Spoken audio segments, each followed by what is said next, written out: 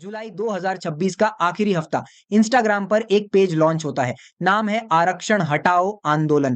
पहले 24 घंटे में 10 लाख फॉलोअर्स। एक हफ्ते के अंदर यह आंकड़ा 50 लाख के पार चला जाता है। No political party, no famous leader, बस एक इंस्टाग्राम पेज और एक डिमांड, जाति नहीं मेरिट चाहिए। लेकिन यह मूवमेंट अकेला नहीं उठा। इसके जवाब में दूसरी तरफ से भी आवाजें आईं। यह इतिहास भूलने की साजिश है। दोनों तरफ गुस्सा असली है, दोनों तरफ का दर्द असली है। तो सवाल ये है, ये रिजर्वेशन हटाओ आंदोलन अचानक क्यों उठा और ये किस 75 साल पुरानी बहस को फिर से जिंदा कर गया? चलिए शुरुआत से समझते हैं, क्योंकि ये कहानी इंस्टाग्राम से नहीं, आजाद भारत के पहले संविधान सभा के कमरे से शुरू होती है। डॉक्टर भीमराव अंबेडकर, जिनका नाम हर भारतीय जानता है, बचपन में अपने ही स्कूल में अनटचेबल माने जाते थे। क्लास के बाहर बैठाया जाता था, पानी छूने नहीं दिया जाता था। एक ऐसा बच्चा जिसे सिर्फ उसकी जाति की वजह से इंसान जैसा ट्रीटमेंट नहीं मिला, वही आदमी आगे चलकर भारत के संविधान का मुख्य आर्किटेक्ट बना। 1950 में जब संविधान लागू हुआ, अंबेडकर ने खुद संसद में कहा, यह आरक्षण कोई परमानेंट व्यवस्था नहीं है, यह सिर्फ एक अस्थाई सीढ़ी है, ताकि सदियों से पीछे धकेले गए समुदाय बाकी समाज के बराबर आ सके। शुरुआत में यह सिर्फ 10 साल के लिए तय हुआ था, आर्टिकल 15 और आर्टिकल 16 के तहत, शेड्यूल कास्ट्स और शेड्यूल ट्राइब्स के लिए। लेकिन हिस्ट्री गवाह है, जो चीजें टेम्परेरी बनकर आती हैं, भारत की राजनीति में वो अक्सर परमानेंट बन जाती हैं। हर 10 साल में संसद ने एक रेजोल्यूशन पास किया और आरक्षण को आगे बढ़ा दिया। कोई सरकार इसे खत्म करने की हिम्मत नहीं जुटा पाई, क्योंकि पॉलिटिकली ये एक ऐसा मुद्दा बन चुका था जिसे छूना मतलब लाखों वोट खोना। फिर आया 1979, एक नया सवाल, सिर्फ एससी एसटी को आरक्षण काफी है? भारत की एक बड़ी आबादी, जिसे अदर बैकवर्ड क्लासेस यानी ओबीसी कहा जाता था, वो कहां थी? जनता पार्टी सरकार ने बीपी मंडल के नेतृत्व में एक कमीशन बनाया। एक साल की रिसर्च के बाद 1980 में मंडल कमीशन ने अपनी रिपोर्ट सौंपी। सिफारिश थी ओबीसी को 27% रिजर्वेशन, जिससे टोटल आरक्षण करीब 50% तक पहुंच जाता। लेकिन यह रिपोर्ट सौंपी गई और गायब हो गई। 9 साल तक यह सरकारी अलमारियों में बंद रही। कोई भी प्रधानमंत्री इस पॉलिटिकल लैंडमाइन को छूना नहीं चाहता था। फिर 1989 में वीपी सिंह प्रधानमंत्री बने, एक कमजोर गठबंधन सरकार के मुखिया, जिन्हें अपनी सत्ता बचाने के लिए एक बड़े मास्टर स्ट्रोक की जरूरत थी। 7 अगस्त 1990, बिना किसी वार्निंग के उन्होंने ऐलान किया, मंडल कमीशन की सिफारिशें लागू होंगी। अगले ही दिन से देश जल उठा।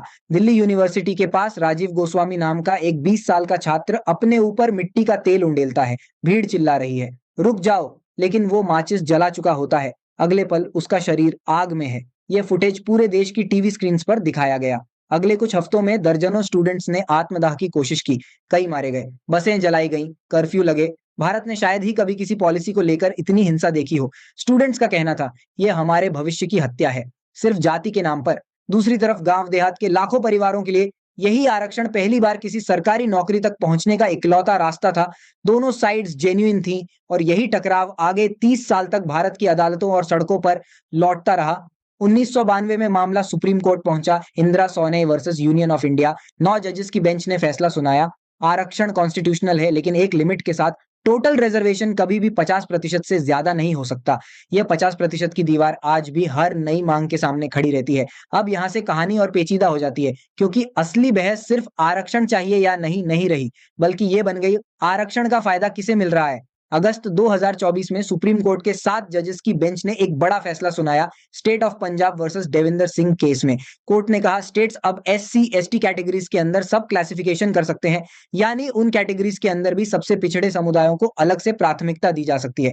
लेकिन असली बॉम्बशेल इसके आगे था। 4 जजेस ने यह भी कहा कि एससी एसटी कैटेगरीज के अंदर एक क्रीमी लेयर होनी चाहिए, यानी जो परिवार पहले ही आरक्षण का फायदा उठाकर आर्थिक और सामाजिक रूप से आगे बढ़ चुके हैं, उन्हें अब बाहर किया जाना चाहिए, ताकि बेनिफिट सबसे जरूरतमंद लोगों तक पहुंचे। जस्टिस गवाई ने खुद कहा, कुछ जातियां ऐसी हैं जो जनरेशन दर जनरेशन आरक्षण का फायदा उठाती रही, जबकि उसी कैटेगरी के अंदर बाकी लोग अब भी पीछे हैं। यह स्टेटमेंट खुद में एक बड़ा एडमिशन था कि रिजर्वेशन सिस्टम के अंदर ही असमानता पैदा हो गई है, लेकिन सरकार ने इस पर अमल नहीं किया। यूनियन मंत्री अश्विनी वैष्णव ने साफ कहा, संविधान में क्रीमी लेयर को एससी एसटी पर लागू करने का कोई प्रावधान नहीं है और सरकार बाबा साहेब के संविधान के प्रति कमिटेड है। यानी सुप्रीम कोर्ट की सिफारिश आज भी सिर्फ कागज पर है, लेकिन यही दूसरी तरफ की सच्चाई भी है, जिसे नजरअंदाज नहीं किया जा सकता। डेटा बताता है, मोस्ट बैकवर्ड क्लासेस के करीब 50% बच्चे क्लास 5 से पहले ही स्कूल छोड़ देते हैं। 75% क्लास 8 से पहले और 95% हाई स्कूल तक पहुंचने से पहले ही बाहर हो जाते हैं। ये आंकड़े बताते हैं। सामाजिक असमानता कोई पुरानी कहानी नहीं, आज भी एक जीती जागती हकीकत है। तो असली बहस दो सच्चाइयों के बीच फंसी है। एक तरफ यह सच कि रिजर्वेशन सिस्टम के अंदर कुछ ग्रुप्स इसका फायदा बार बार उठा रहे हैं, जबकि असली जरूरतमंद अब भी पीछे हैं।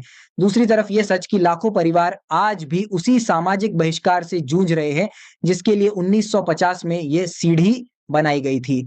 2019 में इस बहस में एक और लेयर जुड़ गई। केंद्र सरकार ने जनरल कैटेगरी के आर्थिक रूप से कमजोर लोगों के लिए 10% ईडब्ल्यूएस रिजर्वेशन अनाउंस किया। पहली बार आरक्षण का आधार सिर्फ जाति नहीं, आर्थिक स्थिति भी बना। सपोर्टर्स ने कहा आखिरकार गरीब सामान्य वर्ग को भी न्याय मिला। क्रिटिक्स ने कहा यह सिर्फ 50% की दीवार तोड़ने और असली मुद्दे से ध्यान भटकाने की एक पॉलिटिकल चाल है।